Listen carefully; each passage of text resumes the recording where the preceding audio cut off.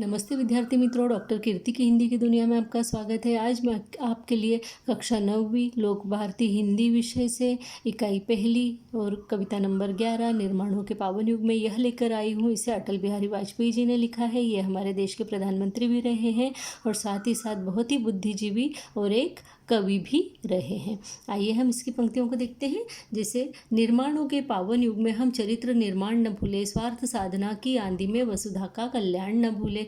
माना अगम अगाध सिंधु है, संघर्षों का पार नहीं है, किंतु डूबता मझधारों में साहस को स्वीकार नहीं है। जटिल समस्या सुलझाने को नूतन अनुसंधान न भूले। निर्माणों के पावन युग में हम चरित्र निर्माण न भूले, स्वार्थ साधना की आंधी में वसुधा का कल्याण न भूले। आइए इसके हम शब्दार्थ को देख लेते हैं।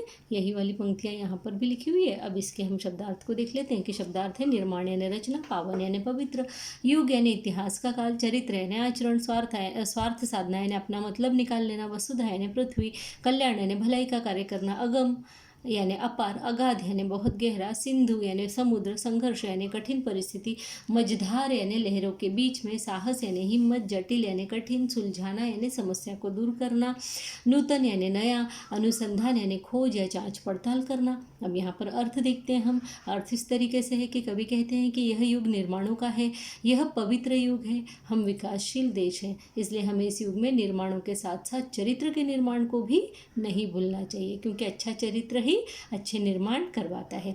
अपने अपने स्वार्थ के लिए हमें इस धरती का कल्याण करना नहीं भूलना चाहिए। अब यहाँ इस कविता में चरित्र से क्या अर्थ है कि मनुष्य का चरित्र इस तरीके का हो कि वह अपने देश के साथ में देशद्रोही न बने, है ना, देश के लिए देश के साथ विश्वासघात न करे। तो अपने अपने स्वार्थ के लिए हमें इस धरती का कल्याण करना नहीं भूलना चाहिए, है ना, वो सब भूल कर और हमें धरती के कल्याण के लिए लग जाना चाहिए, हमारे देश के कल्याण के लिए लग जाना चाहिए। माना कि हमारी राह में कई मुश्किलें आएंगी, है ना, अगाध संघर्ष हमें करने होंगे, यानी बहुत हमारी कठिनाइयाँ आएंगी, बहुत हमें संघर्ष भी करने होंगे, परंतु हमें साहस से हिम्मत से काम लेना चाहिए।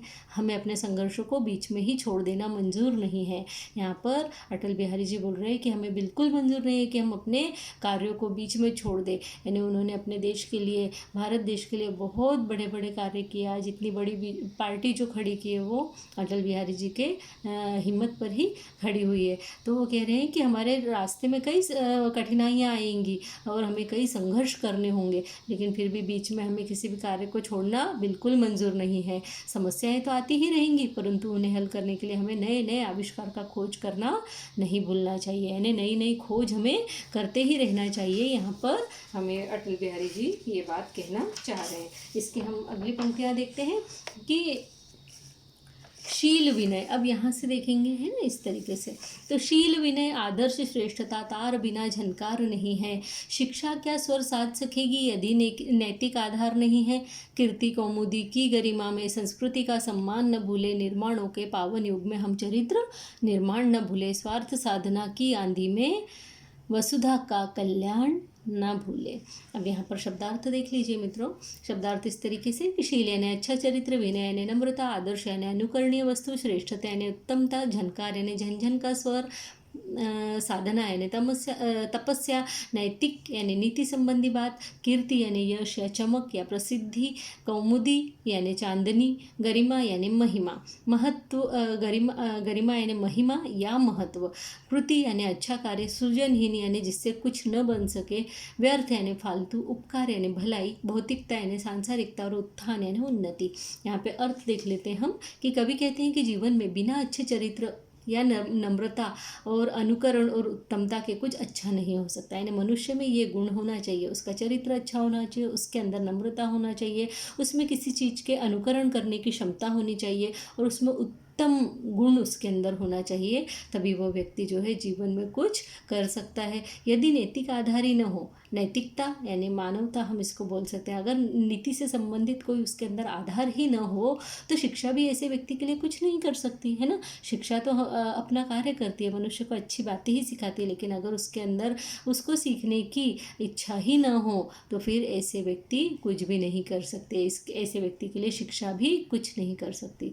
कवि कहते हैं कि हमें यश और प्रसिद्धि की चमक में और महिमा में अपनी संस्कृति को और उसके सम्मान को नहीं भूल जाना चाहिए, है ना। मनुष्य जब पढ़ लिख कर या कुछ भी अच्छे कार्य कर कर जब प्रसिद्धि प्राप्त कर ले, यश को प्राप्त कर ले, उसकी चमक चारों ओर फैल जाए, उसके बाद में उसे अपनी संस्कृति को नहीं भूलना चाहिए और उसके सम्मान को, यानी संस्कृति के सम्मान को, देश के सम्मान को नहीं भूलना चाहिए।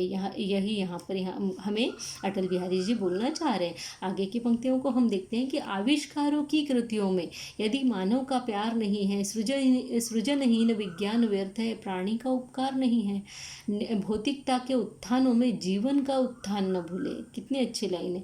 भौतिकता के उत्थानों में जीवन का उत्थान न भूले, निर्माणों के पावन युग में हम चरित्र निर्माण न भूले, स्वार्थ साधना की आंधी में वसुधा का कल्याण न भूले। अब यहाँ पे शब्दार्थ देखिए, आविष्कार यानी खोज और कृति यानी अच्छा कार्य। बाकी के जितने भी इसमें शब्द हैं मुझे मैंने ऊपर दिए हुए वो डबल डबल रिपीट हो रहे हैं, इसलिए फिर यहाँ पे जो है वो मैंने कुछ दे दिए हैं।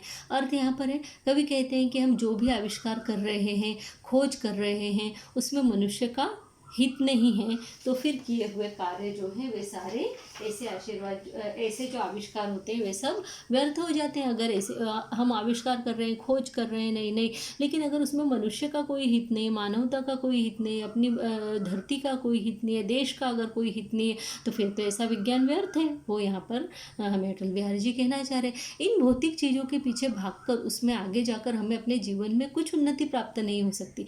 भौतिकता के पीछे अगर हम भागेंगे तो हमें जीवन में कुछ नहीं मिलेगा। ये यहाँ पर हमें कहना चाह रहे हैं कि क्योंकि जीवन में कुछ प्राप्त करने के लिए आत्मा की शांति बहुत ज़्यादा ज़रूरी है। अपना एकाग्र चित्त होकर किसी कार्य के प्रति लगन के साथ में लग जाना, वो एक बहुत ज़रूरी कार्य होता है। हमें इस निर्माण के पवित्र युग में चरित्र के निर्माण को कभी भूलना ही नहीं चाहिए और स्वार्थ के लिए, संसार की भलाई के कार्यों को करना नहीं भूलना चाहिए। हम अपने स्वार्थ में न पड़ जाए कि बस जो है वो मेरा अच्छा हो जाए, मुझे ये करने से अगर कुछ मिलता हो तो मैं कुछ बुरा कार्य भी करूं, ऐसा नहीं करना चाहिए। वो यहाँ पे कह रहे हैं कि स्वार्थ के लिए, संसार की भलाई के लिए, हर एक की भलाई के लिए किसी भी कार्य को करने को नहीं भूलना चाहिए। अगर कोई अच्छा कार्य किसी के लिए कर रहे हैं हम, तो उससे हमारी उन्नति होती है, प्रगति होती है। यही यहाँ पर हमें अटल बिहारी जी कहना चाह रहे हैं। अब विद्यार्थी मित्रों, मुझे पूरी उम्मीद है कि आपको जो है ये कविता बहुत अच्छे से समझ में आ गई होगी। अगर आपको ये एक्सप्लेनेशन अच्छा लगे तो कृपया करके कमेंट बॉक्स में लिखें, मेरे इस चैनल को लाइक करें, सब्सक्राइब करें।